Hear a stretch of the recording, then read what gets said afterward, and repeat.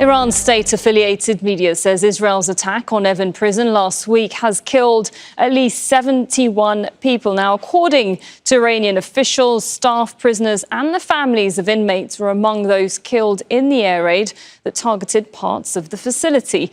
The Israeli military struck the prison and 2 courts inside the compound on Monday during the 12-day escalation with Iran. Meanwhile, the UN's nuclear watchdog chief says Iran might be able to resume producing enrichment uranium in a matter of months. Rafael Grossi admitted to US media that IAEA doesn't know whether Iran's existing stockpiles of highly enriched uranium were salvaged before Israeli and US airstrikes. Well, let's go live to Resul Serdar, who's live for us in Tehran. Resul, so tell us more about what we're knowing in terms of this Israeli attack in Evin and the aftermath of that.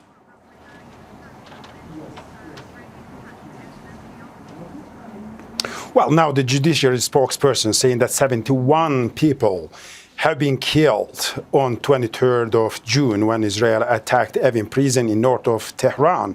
So the spokesperson is saying that it's not only prisoners that have been killed, there are also the administrative staffs over there and particularly the families of the prisoners who were there to visit their family members as well. So some of the buildings, not all of them, but some of the buildings, the technical part, the clinical part, the engineering part, and the administration and the administrative buildings of the Evin prison has been hit by some of the projectiles fired by Israel or those who were associated with Israel. And as a result, so 71 people killed there. Evin prison is quite a famous one. So it was built in 1971 during the Shah's regime, the previous regime in Iran, and 8 years before the Islamic Revolution. Throughout that 8 years, largely those who were opposing the Shah regime or those who were associated with the Islamic Revolution movements have been held there, including one of the late presidents of Iran, Hashemi Rafsanjani, also has been held in that prison for quite a while. But after the revolution in 1979, we have seen that mostly those who were associated with the previous regime has been held over there. However, as of now, so those who are being kept in Evin prison are not only a specific types of inmates. So we are talking about almost all types of the crimes, from the political prisoners to the financial offenders to journalists, some civilians, including the foreign detainees. In 2018, the USA has put Evin prison on its sanction list, and in 2021, the European Union also has put Evin prison on the sanctions list, accusing the administration of the prison violating the human rights. So the question here, what was Israel's motive to bomb Evin prison, where those who are held there are mostly civilians? So if to free them, many Iranians believe that the way to free the prisoners is definitely not to bomb the facility. Right, and Resul, as we were just talking earlier there, mentioning that the UN nuclear watchdog chief saying that Iran might be able to resume producing enriched uranium in just a matter of months. What's the response been, if at all, from the Iranians on that?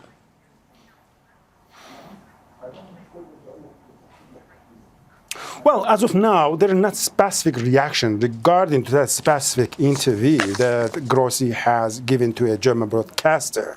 However, this is a very, very debated issue now in Iran. So Iranian officials, including the supreme leader, including the foreign minister, including the spokesperson of those related bodies, are acknowledging that their nuclear facilities have been severely damaged. However, they're saying they're still largely in place, and also they are clearly saying that they are not going to give up on their nuclear activities. On the other hand, the USA and the Israeli side are saying that their attacks have postponed the nuclear activities, capabilities of Iran at least 4 years. So this is becoming more and more the clash of battles. So here, the only body that could really confirm the scale of the destruction in these nuclear facilities is the International Atomic Energy Agency. And now the head of this body, the world's nuclear watchdog, is saying that Iran is capable of enriching uranium within months. So this is a dangerous thing, because now the USA is saying that in case of Iran re-enriching uranium, that they are going to attack again. So Also, while all this is happening, Iranians are taking measures against the Atomic Energy Agency. Just remember, a couple of days ago, the Iranian parliament has passed a bill halting all the cooperation with the Atomic Energy Agency, and then that decision has been approved by the Guardian's Council as well.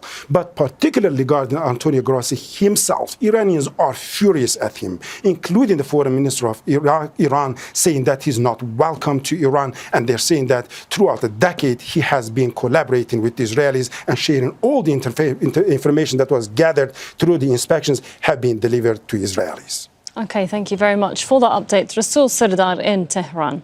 Don't miss out. Get the full picture. Subscribe to Al Jazeera for reliable news and expert insights. Like, share, stay ahead.